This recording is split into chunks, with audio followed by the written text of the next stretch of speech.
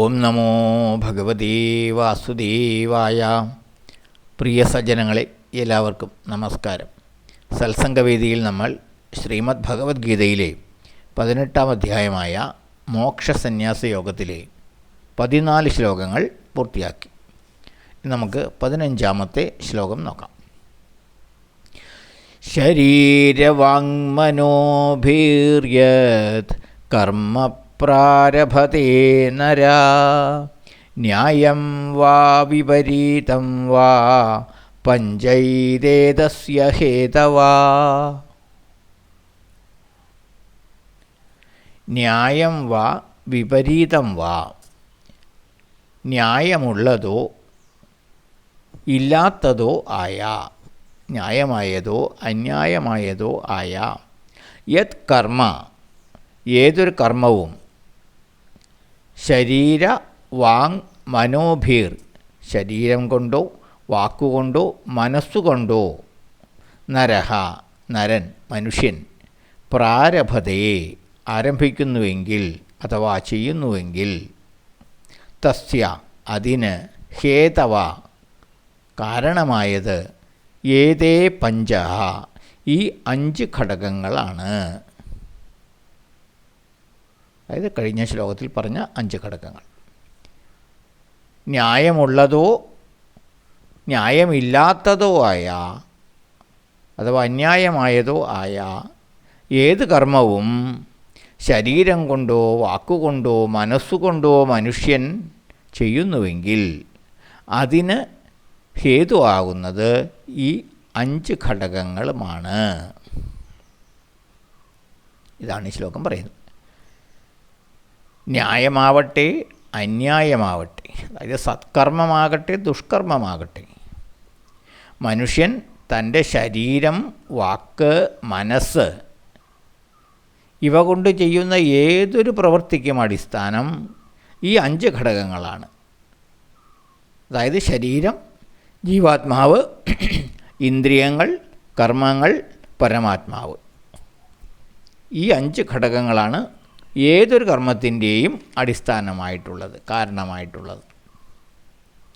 നല്ല പ്രവൃത്തിയാവട്ടെ ചീത്ത പ്രവൃത്തിയാകട്ടെ, ഏതൊരു പ്രവൃത്തിയും മനുഷ്യൻ ചെയ്യുന്നത് 3 ഉപാധികളിലൂടെയാണ്. അതായത് മനസ്സ്, വാക്ക്, ശരീരം. മനസ്സുകൊണ്ട് ചെയ്യുന്ന കർമ്മങ്ങൾ, അതായത് ചിന്തകളും മറ്റും. വാക്കുകൾ കൊണ്ട് ചെയ്യുന്ന കർമ്മങ്ങൾ. മറ്റൊന്ന് ശരീരം കൊണ്ട് ചെയ്യുന്ന കർമ്മങ്ങൾ. ഇങ്ങനെ മനസ്സ്, വാക്ക്, ശരീരം ഈ 3 ഉപാധികളിലൂടെയാണ് മനുഷ്യൻ കർമ്മങ്ങൾ ചെയ്യുന്നത്. ഇന്ദ്രിയങ്ങളാകുന്ന ഉപകരണങ്ങളിലൂടെയാണ് ശരീരം പ്രവർത്തിക്കുന്നത്.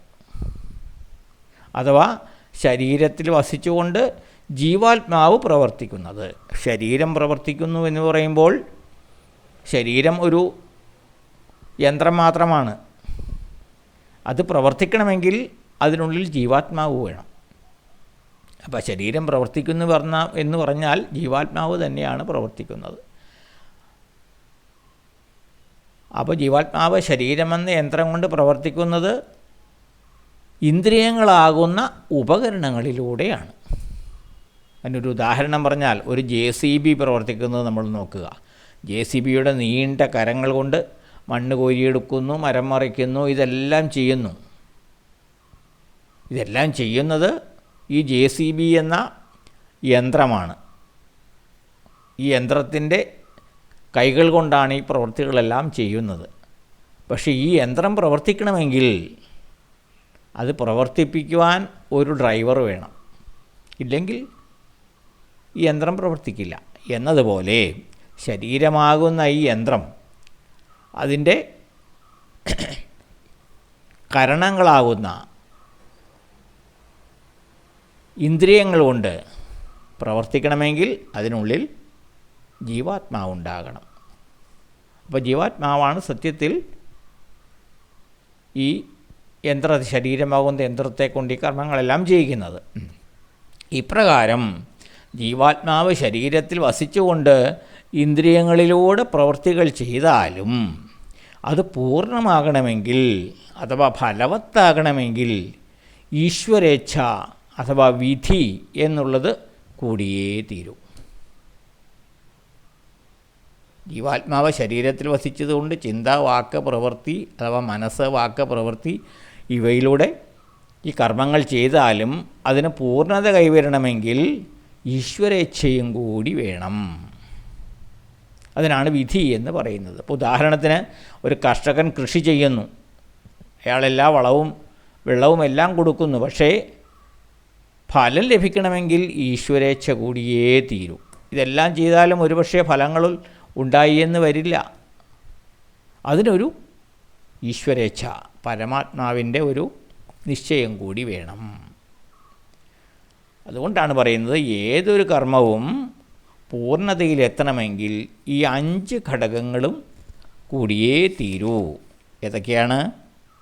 ശരീരം, അതിനുള്ളിൽ വസിക്കുന്ന ജീവാത്മാവ്, ശരീരത്തിൻ്റെ ഉപകരണങ്ങളാകുന്ന ഇന്ദ്രിയങ്ങൾ, ഇന്ദ്രിയങ്ങളിലൂടെ ചെയ്യുന്ന അഥവാ ഇന്ദ്രിയങ്ങളുടെ ചേഷ്ടകൾ എന്ന് പറയാവുന്ന കർമ്മങ്ങൾ, പരമാത്മാവിൻ്റെ നിശ്ചയം അതായത് ഈശ്വരേച്ഛ. ഈ 5 ഘടകങ്ങൾ ചേരുമ്പോൾ മാത്രമേ ഏതൊരു കർമ്മവും പൂർണ്ണമാവുകയുള്ളൂ, ഫലവത്താവുകയുള്ളൂ. ഇതാണ് ഭഗവാൻ വീണ്ടും ഈ ശ്ലോകത്തിലൂടെയും പറയുന്നത്. അടുത്ത ശ്ലോകം നമുക്ക് അടുത്ത ദിവസം നോക്കാം. എല്ലാവർക്കും നന്ദി, നമസ്കാരം. ഓം നമോ ഭഗവതേ വാസുദേവായ.